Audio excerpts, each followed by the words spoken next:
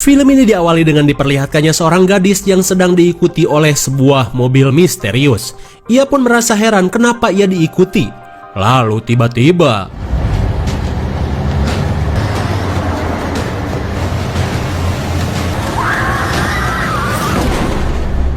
dan film pun baru dimulai.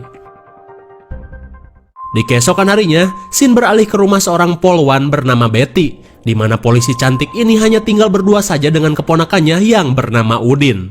Tak lama kemudian Betty menerima telepon dari rekannya yang bernama Andy, di mana ia memberitahu Betty bahwa ibu dari korban yang bernama Mary datang ke kamar mayat untuk melihat jasad anaknya yang bernama Haris.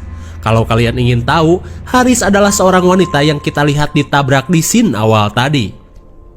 Lalu Shin beralih pada seorang gadis yang bernama Cole. Ia yang sedang asruk-asrukan berburu hewan tiba-tiba menemukan jebakan beruang tergeletak begitu saja di dalam hutan.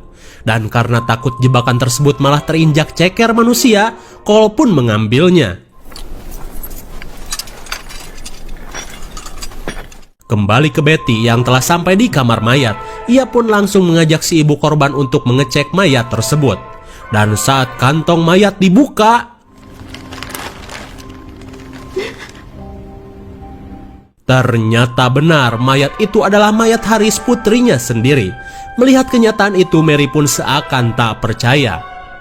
Singkat waktu, di keesokan harinya, Shin beralih kepada sepasang kekasih yang sedang menyurupai sebuah lahan angker, yang katanya lahan itu selalu memakan korban jiwa jika area itu akan digarap. Entah benar atau tidak, kita lihat saja. Tak lama kemudian, Beth tiba-tiba mencium bau aneh yang sangat busuk seperti bangkai mayit di film Azab. Lalu ia pun memastikan bau tersebut kepada rekannya.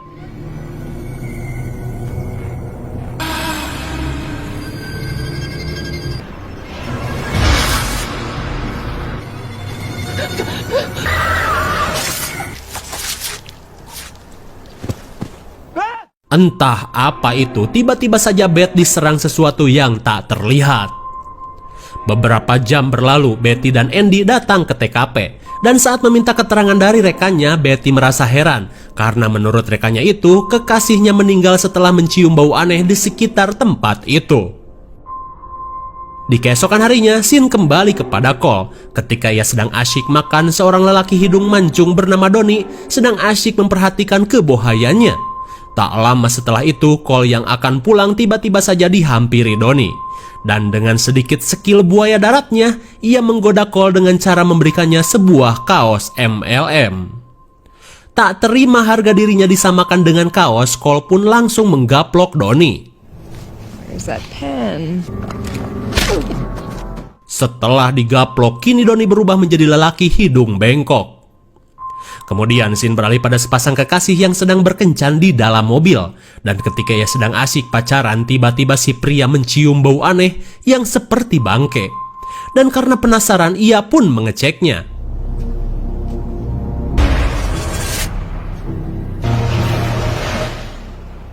Gary?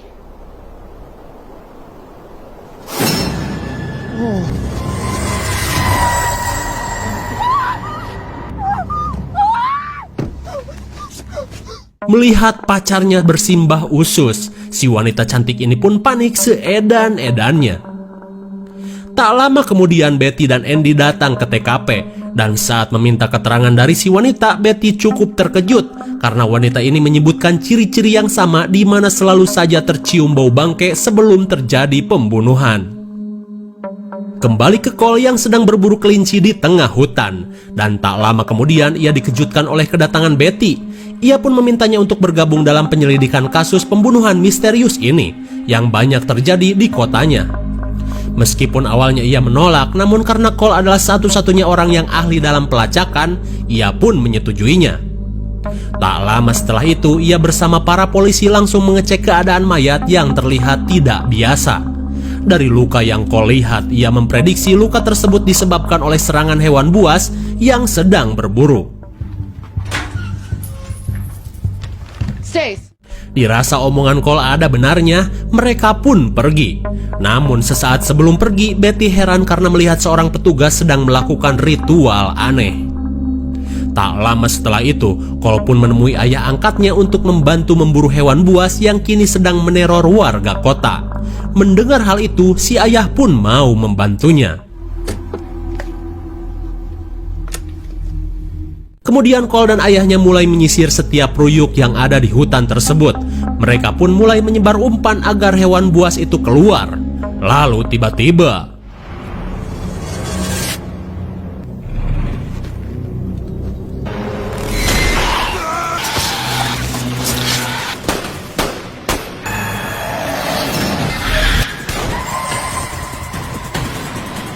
ternyata itu bukanlah hewan, melainkan sosok dedemit yang mengerikan dan sulit untuk ditembak. Melihat ayahnya terluka, ia pun segera membawanya ke rumah sakit.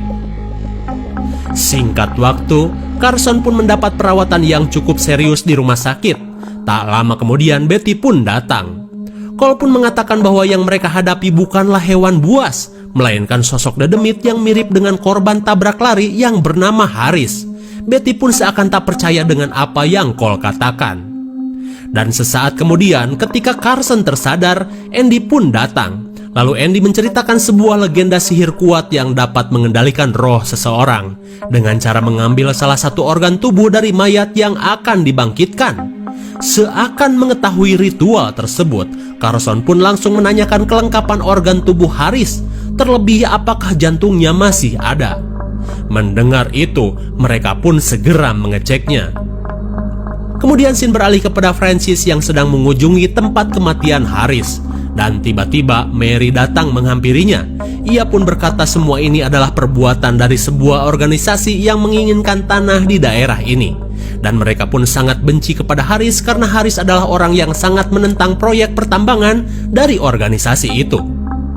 Di keesokan harinya, terlihat Betty yang sibuk mencari petunjuk dari setiap kasus pembunuhan di kotanya.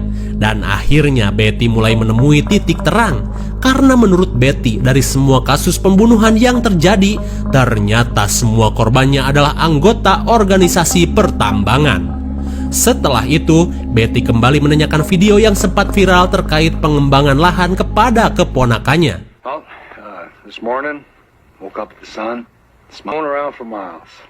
Just me and my one's asked me to speak as an elder, but and I know what you're thinking. Yeah, here comes. Dan ternyata di sini terungkap bahwa Carson merupakan salah satu orang yang mendukung proyek pertambangan tersebut, sedangkan Mary dan Haris merupakan orang yang menentang itu semua.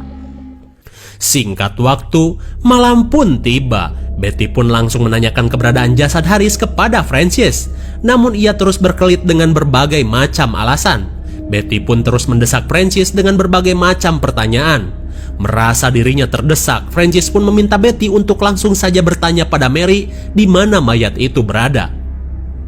Di keesokan harinya, Betty langsung menemui Cole dan menjelaskan bahwa semua korban tewas adalah anggota organisasi pertambangan yang akan menggarap daerah ini. Betty pun memberikan bukti bahwa ayahmu juga adalah salah satu orang yang mendukung gerakan organisasi tersebut.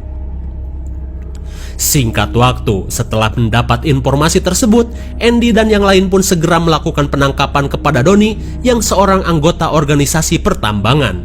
Lalu setelah itu, Andy melakukan pemeriksaan lebih lanjut kepada seorang wanita pemilik kafe.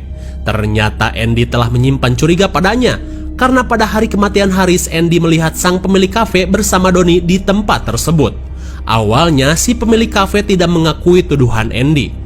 Namun setelah melihat Donnie yang udah diamankan duluan, akhirnya ia pun mengaku bahwa Donnie dan dirinya lah yang telah menabrak Haris ketika sedang mabuk parah. Terjawab sudah siapa yang sudah menabrak Haris. Kemudian scene beralih kepada Cole dan Betty yang akan menemui ibunya Haris. Betty pun langsung menanyakan keberadaan mayat Haris, namun Mary tidak memberitahunya sedikit pun. Mary malah berdalih bahwa mayat Haris sudah diambil oleh roh leluhurnya. Merasa tidak mendapat kejelasan dari Mary, mereka pun akhirnya pergi. Di tengah perjalanan, ponakan Betty menelponnya dan berkata ia ingin bekerja di organisasi pertambangan itu. Meskipun Betty melarangnya, si Udin tetap kekeh ingin melamar ke tempat tersebut. Lalu ketika Cole dan Betty akan berangkat, ia kepikiran sesuatu. Lantas ia pun kembali menemui Mary dan menyuruh Betty pergi duluan. Dan saat ia kembali bertemu, Cole pun berbincang-bincang. Ia pun berusaha menyadarkan Mary bahwa apa yang ia lakukan itu tidak benar. Meski niat untuk melindungi wilayah itu baik, namun membunuh dengan cara apapun itu salah. Lantas Cole pun memberikan jimat yang pernah diberikan temannya itu kepada Mary. It's my gift to you. Dan kini Mary pun mulai tersadarkan. Di sisi lain, saat keponakan Betty akan melamar kerja, Betty kembali memperingatkan Udin untuk menjauhi segala hal yang berkaitan dengan organisasi itu. Lalu tiba-tiba Udin yang panik langsung ngagoes seedan-edannya.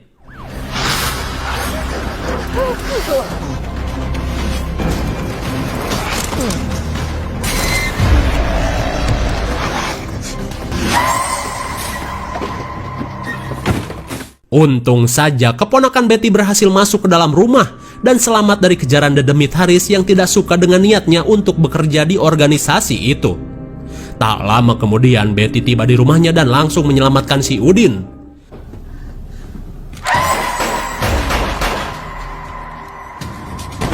Untung saja Betty berhasil masuk ke dalam kamar dan selamat dari kejaran Haris.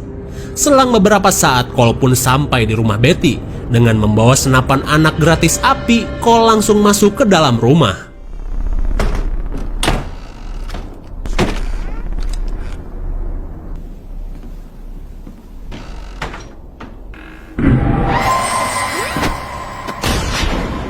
Di tengah kepanikan, ia berusaha menemukan Betty. Dan saat dedemit Haris berusaha mendobrak pintu, Cole mengalihkan perhatiannya dengan menggunakan kaos pemberian Donnie yang bersablon organisasi pertambangan.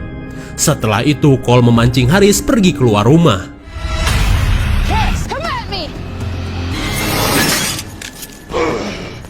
Sesuai rencana, Haris terkena jebakan beruang yang Cole pasang. Setelah Haris terjebak, Cole dan Betty langsung memberondong Haris dengan tembakan. Namun usaha mereka sia-sia karena Haris bukan lagi manusia. Dan saat Cole mengambil kapak, tiba-tiba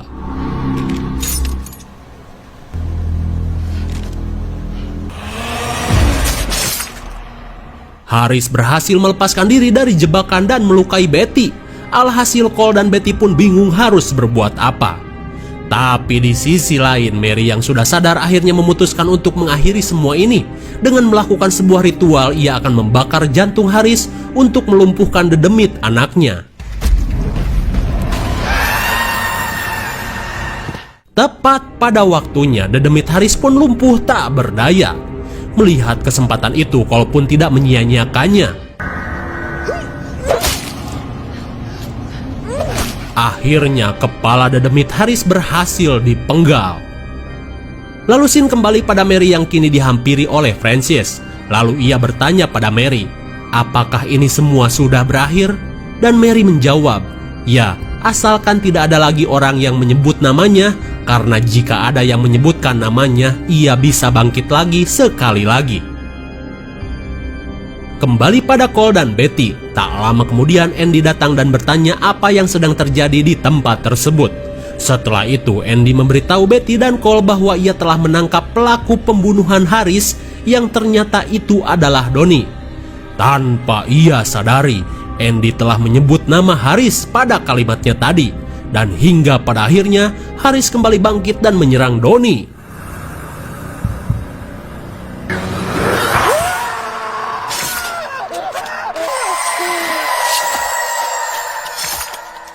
Dan film pun sudah berakhir.